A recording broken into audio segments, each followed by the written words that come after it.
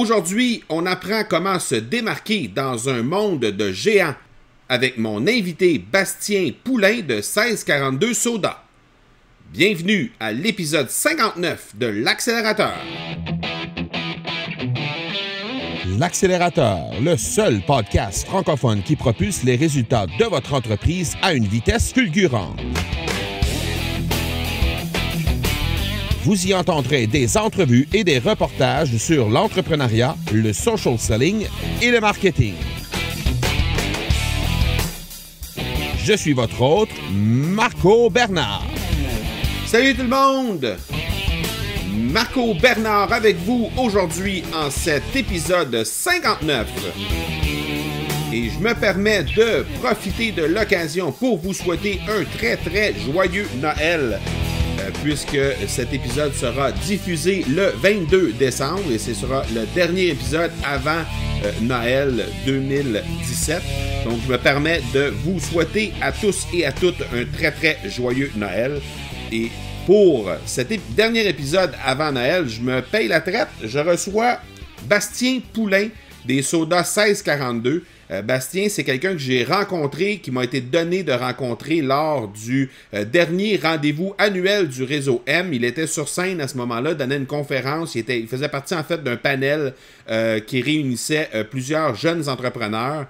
Et ça m'a vraiment séduit. 1642 Soda, c'est vraiment une très belle histoire. Et je vous invite déjà à aller voir dans les notes de l'épisode pour consulter le site ainsi que les différents profils de 1642 Soda. Je pense que vous allez découvrir un univers qui est complètement différent de ce que vous êtes habitué de voir dans ce domaine-là, dans le domaine des liqueurs, des sodas. Je pense que c'est quelque chose qui va vous épater. Et en tout cas, moi, ça m'a épaté au point où j'ai décidé d'inviter Bastien Poulain pour venir nous entretenir justement de comment il a réussi à démarquer son entreprise qui est un très petit, donc on pourrait dire qu'on revoit le combat de David et Goliath, mais dans le domaine des sodas. Alors, je pense que vous allez apprécier énormément cet épisode-là avec Bastien Poulain et je pense que vous allez découvrir son histoire qui est vraiment très intéressante. Avant de vous laisser à l'entrevue avec Bastien Poulain, je vous rappelle les façons de me rejoindre. Donc, vous pouvez le faire au facebook.com/M Marco Bernard ou encore au instagram.com/M Marco Bernard. Sinon, vous pouvez toujours me rejoindre sur mon courriel personnel au parler, PARLER, à commercial, marcobernard.ca et ça me fera plaisir de discuter de sujets ou d'invités que vous aimeriez que je reçoive lors des prochains épisodes, comme plusieurs le font déjà parmi tous ceux qui m'écoutent. Je vous laisse donc à l'entrevue avec Bastien Poulain de 1642 Soda et je vous reviens tout de suite après. L'Accélérateur est une présentation de Production Extrême. Les experts en marketing par l'objet et en production de collections privées pour entreprises. Profitez de la promotion exclusive aux auditeurs de l'Accélérateur au marcobernard.ca/extrême. Alors, on est avec Bastien Poulain de 1642 Soda. Merci énormément d'avoir accepté l'invitation d'être sur l'Accélérateur. Bastien, c'est fort apprécié. Merci beaucoup. Merci à toi pour l'invitation. Je te laisse quelques minutes pour te présenter, nous donner ton background professionnel et aussi nous présenter 1642 Soda. Parfait. Alors, je suis un être humain de 34 ans. Puis, en fait, j'ai gradué en administration des affaires en France, dans une business school, du coup, une école de commerce, une école supérieure de commerce. J'ai fait une spécialisation en marketing. Et puis, j'ai travaillé en Chine, en Espagne et en France dans le domaine hôtelier. Et puis, je suis arrivé à Montréal en 2008, en fait. Et puis, j'ai parti ma business en janvier 2015. Voilà. Donc, c'est à ce moment-là qu'on a démarré 1642 Soda. C'est à ce moment-là. En fait, l'idée est arrivée en mars 2013. Donc, tu vois, un peu entre mars 2013 et janvier 2015, il y a eu quand même tout un processus en fait de comment on fait des choses comme ça, comment on s'entoure, quelle expertise on doit avoir pour que le risque soit minimal, puis qu'on ait un succès dans cette aventure. Donc, l'idée est venue en mars 2013 et le lancement officiel en 2015? Oui, en janvier 2015. Ma première production le 9 janvier 2015 avec 9000 bouteilles. Voilà. Présente-nous ce que c'est que 1642 Soda, parce qu'on s'entend, on est dans un monde de géants, là, Pepsi Ouais. et Coke, là, et avec toutes les sous-marques qu'il peut y avoir dans ces deux géants-là. C'est quoi l'idée derrière 1642 Soda? Comment on arrive à lancer une entreprise qui est avec ces deux piliers-là dans ce domaine-là? Mais en fait, je suis parti d'un constat. Donc, si on revient dans l'histoire, en mars 2013, il y a souvent le début d'une entreprise, ça vient de quelque chose qui nous dérange, où on a identifié un problème ou un irritant, en fait. Et puis, moi, dans mon cas, en fait, l'irritant, c'était, j'étais tanné d'avoir tout le temps la même chose à boire, en fait, que ce soit dans les restaurants ou que ce soit dans les épiceries. Et puis, c'est vraiment cette standardisation, en fait, du goût et des produits qui venaient me chercher, en fait. Et donc, l'idée, c'était justement de transformer et d'offrir des produits différenciés en termes de goût, en termes de pratique. Et donc, c'est là qu'est née, en fait, l'idée de faire du 1642, d'offrir, en fait, des goûts uniques, des goûts différenciés, puis avec une méthode de production qui prend en compte l'être humain, qui prend en compte l'environnement. Donc, c'est pour ça que tout est fait au Québec. Et puis, en fait, nous, on fait des sodas artisanaux, des boissons pétillantes avec des goûts uniques. Donc, on a du cola avec une touche de sirop d'érable.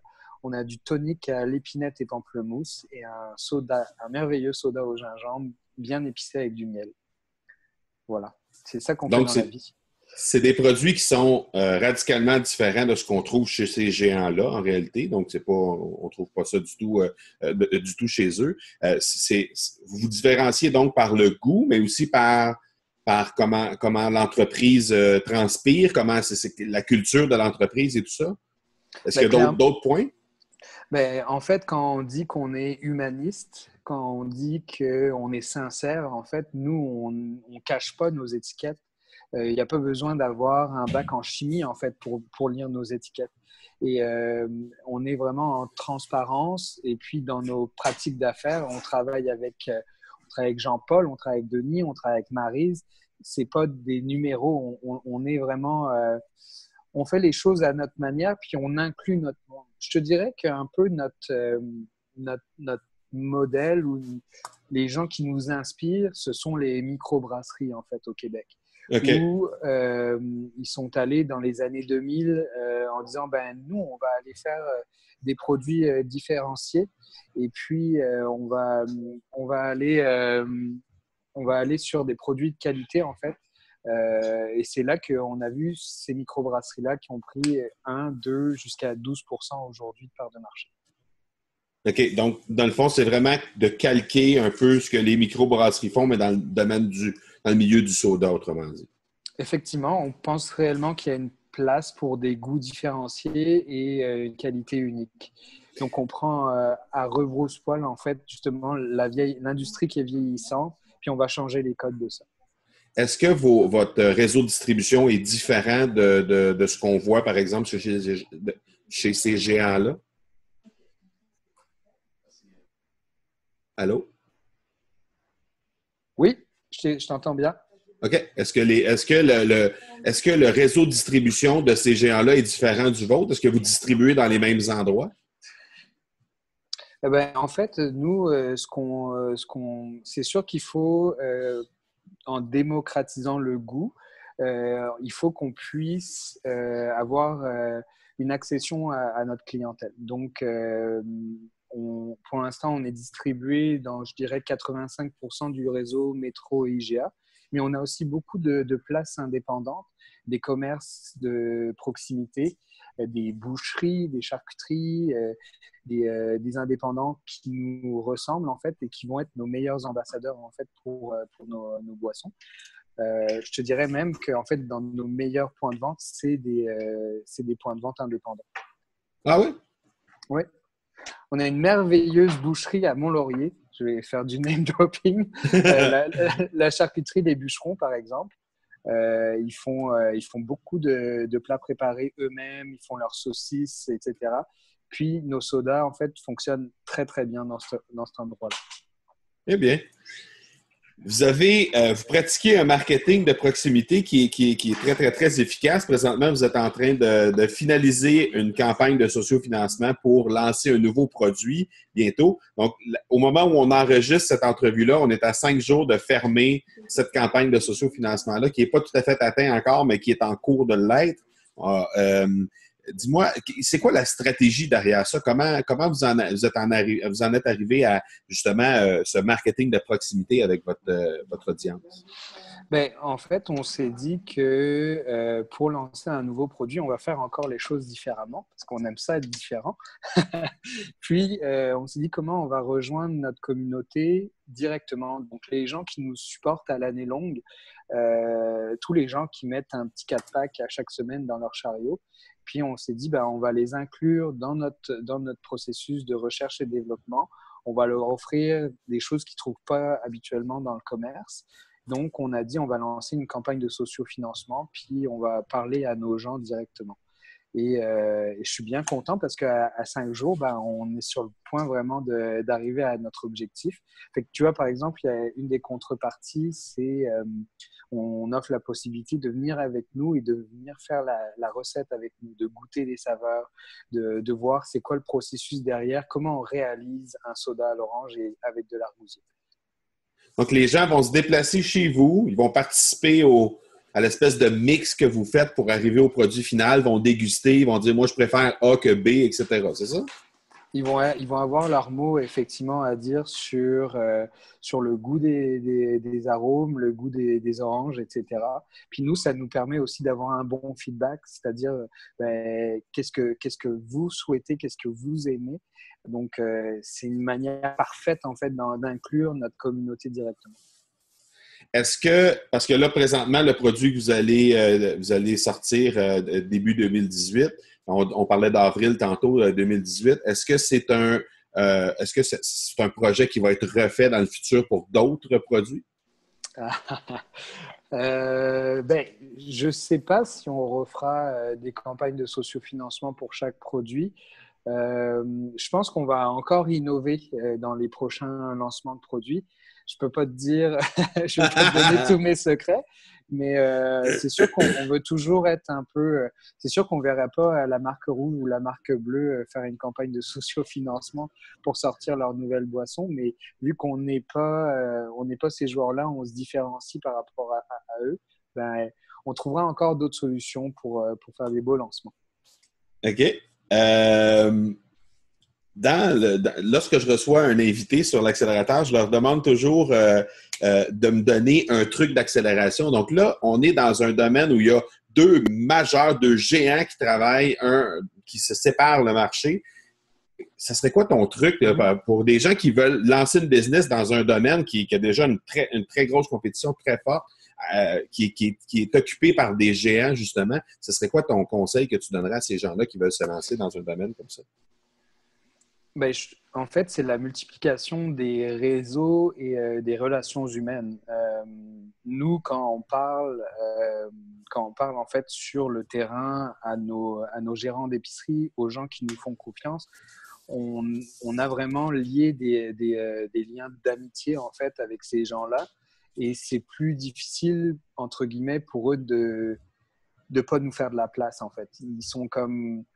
Ils nous aiment bien, on a des bonnes relations. Puis le conseil que je donnerais en fait pour quelqu'un qui se lance où d'apparence en fait il n'y a pas de marché, où il y a une grosse compétition, c'est les relations humaines. Donc il faut aller vers les gens, il faut expliquer ses démarches, puis il faut être sur le terrain. S'il y a quelqu'un qui lance un produit puis qui n'aime pas ça faire des ventes, faites une introspection, puis dites-vous, est-ce que vous êtes la bonne personne en fait pour lancer le produit? Parce qu'il faut définitivement avoir des ambassadeurs, puis les ambassadeurs, ça passe par le terrain et les ventes. Donc, ça serait de se rapprocher directement Oui, du end-user le plus possible pour avoir le pouls le plus proche possible de la personne qui va consommer au final, c'est ça? exactement. Ben, en fait, il y a le end user, mais il y a aussi en fait, nous, on doit convaincre deux personnes. On doit convaincre le commerce de détail de prendre nos produits sur ses tablettes, Ouais. puis on doit convaincre le consommateur final de l'acheter une fois que c'est rendu sur les tablettes. Et qu'il faut chouchouter ces deux personnes-là. Et en première instance, en fait, quand on lance le produit, c'est le gérant d'épicerie dans notre cas. OK. Euh, Est-ce que tu as des ressources ou des inspirations dont tu te sers pour, par exemple, tu parlais tantôt qu'il y avait d'autres types de projets, types de lancements qui s'en viennent dans le futur. Tu voulais pas nous dévoiler tous les secrets de 1642, mais il y a d'autres projets qui s'en viennent dans le futur. Est-ce qu'il y a est-ce qu'il y a des inspirations, est-ce qu'il y a des ressources que tu réussis à trouver et que tu pourrais partager avec nos gens qui veulent s'inspirer eux à leur tour? Ben, c'est sûr que j'ai pas toutes les expertises du monde et afin de grandir en fait en tant qu'entrepreneur, c'est important de savoir s'entourer et d'avoir des gens qui vont pas avoir les mêmes expertises que soi. Alors, les ressources en fait au Québec sont nombreuses pour aller justement aller chercher dans des réseaux différents une expertise que l'on n'a pas. Je pense à la fondation, au réseau M, la fondation de l'entrepreneurship, par exemple, qui peuvent vous matcher avec quelqu'un qui va vous aider à grandir. Il y a aussi la fondation Montréal Inc., en fait, quand on a la chance d'être lauréat comme moi, qui va nous permettre, en fait, de nous mettre des experts autour de nous. Fait que je travaille, j'essaye, en tout cas, j'essaie de travailler beaucoup en écoutant des gens qui sont plus intelligents que moi, puis de les écouter et de voir un petit peu qu'est-ce que eux ils ont fait dans le passé pour pouvoir leur produire au sein de la compagnie. C'est sûr que une réunion stratégique à chaque année est essentielle pour pouvoir avoir une vision sur sa business. Et en ce moment, on est vraiment là-dedans chez 1642 pour voir qu'est-ce qui s'en vient, puis dans 3 ans, ça va être quoi, qu'est-ce que les gens vont nous demander de faire. OK. On est rendu dans la section questions éclairs, la pédale au fond. J'ai 3 questions pour toi. La première, où sera 1642 Soda le 9 janvier 2019? Le 9 janvier 2019, c'est dans pas longtemps ça. Le 9 janvier 2019 et qu'on 1642 aura bien réussi son introduction en Ontario et en Alberta. Et on aura peut-être aussi décroché quelques points de vente à New York. Voici pour le 9 janvier 2019. Et puis, on aura sans doute lancé un 5e produit. Oh, OK. Est-ce qu'on a des points de vente en Europe déjà chez 1642? On a quelques points de vente en Europe et je dirais que la tendance va en s'agrandissant. En fait, on a des bonnes surprises. On a deux distributeurs en Europe, principalement sur le marché français. Donc, OK. ça va vraiment en grandissant de ce côté-là. OK, excellent. Deuxième question. Je sais que tu as participé à l'émission Dans l'œil du dragon, que tu as Oui, participé à l'émission, à la mission France-Québec. oui. Euh, Qu'est-ce que ça t'a apporté, pas ces projets-là, mais ces expériences-là? Qu'est-ce que ça t'a apporté concrètement? Ben, dans l'œil du dragon, c'est certain que, en fait, nous, on a réussi à avoir un deal qui s'est concrétisé par la suite. Donc, on a la chance de voir, en fait, les dragons de façon quand même régulière et d'avoir des conseils et d'avoir ces dragons-là, en fait, qui nous ouvrent leur réseau. Donc, oui, la visibilité a été très importante quand la diffusion de l'émission a eu lieu, mais on ne peut pas baser une business juste sur un passage dans une émission, mais ça nous a bien lancé. Euh, donc après, c'est sûr que l'émission a aussi permis d'ouvrir des canaux de distribution qu'on ne pensait pas avoir tout de suite. Pour la mission France-Québec, en fait, ça a été beaucoup de missions exploratoires pour voir si en fait le marché français pouvait être quelque chose où on pouvait mettre des efforts. C'est sûr qu'à l'heure actuelle, la structure chez 1642 est assez petite, donc et j'ai juste 24 heures, puis je dors un petit peu dans la journée. Donc, on se reconcentre en fait sur nos marchés primordiaux qui sont le Québec, le Canada et les États-Unis. Et ce qui est le fun, c'est qu'on a des distributeurs en France qui font une très belle job. On est actuellement jusqu'à fin décembre dans 25 marchés de Noël en France. Donc, c'est cool. Est-ce que ce sont des distributeurs que tu as rencontrés à l'occasion de cette mission-là, justement? Ça m'a permis en fait de consolider les liens avec ces gens-là. Une fois qu'on était sur place, ça a vraiment consolidé nos liens commerciaux. Puis tu vois, 2 ans après, on est toujours en business avec ces gens-là. Donc c'est que ça fonctionne bien. Dernière question. Tu m'as parlé tantôt d'une marque rouge. Tu m'as parlé d'une marque bleue. Oui. Quelle est la couleur de 1642? La couleur de 1642 est noir et argent. Elle est noire et argent, ouais. C'est la couleur du logo. Exactement. OK, ouais. D'accord. J'aime bien la façon dont vous faites les choses. Je trouve ça très ludique, très cocasse aussi sur votre site Internet avec le staff qui est là tout le temps, etc. Je trouve ça très, très, très intéressant. Félicitations pour votre belle business. Je trouve que c'est très, très, très intéressant. Puis j'encourage les gens à aller déguster du 1642. Je suis convaincu que ça va les amener ailleurs de où on est avec la marque rouge et avec la marque bleue. Ils vont pouvoir vous découvrir, encourager un produit québécois. Donc, félicitations, ne lâchez pas. Je te laisse le mot de la fin, Bastien, pour qu'est-ce qui s'en vient dans les prochaines... on sait que dans les prochains mois, il y a le lancement du soda orange. Donc, je ne sais pas s'il va avoir un nom particulier ou ça va simplement s'appeler soda orange. Mais en tout cas, on sait qu'il y a ce projet-là qui s'en vient. Est-ce qu'il y a autre chose? Qu'est-ce qui s'en vient chez 1642 dans les prochaines semaines, prochains mois? Oui, alors c'est sûr que 1642 orange absorbe beaucoup de notre temps en ce moment. Mais on va utiliser l'orange et l'argousier du Québec, qui est en fait un des seuls fruits orange qui poussent naturellement au Québec. Et puis, on va regarder un petit peu ce qui se passe vers l'Ontario. On va vraiment mettre les bouchées doubles du côté de ce marché-là. Et puis, on va continuer aussi notre progression dans les restaurants du Québec. On a déjà des fiers ambassadeurs comme le Joe Beef, le Toqué, le Pied de Cochon. Donc, on va continuer à convaincre les restaurateurs que des produits différenciés et de qualité, c'est important parce que on veut pas que le goût se standardise dans les futures générations. Bastien Poulain, un gros merci de ton temps et de ta générosité et bonne chance pour ton lancement de produits Soda Orange dans les quelques semaines qui suivent. On se reparle bientôt. Merci à toi. Ciao. Quelle belle histoire que ce 1642 Soda et Bastien Poulain, son fondateur et dirigeant principal. Déjà, d'abord, j'aimerais remercier Bastien pour son temps et pour sa générosité. Il était en plein lancement au moment où on a enregistré cet épisode-là. Il était en plein lancement de produits. En fait, il terminait sa campagne de sociofinancement qui allait bon train.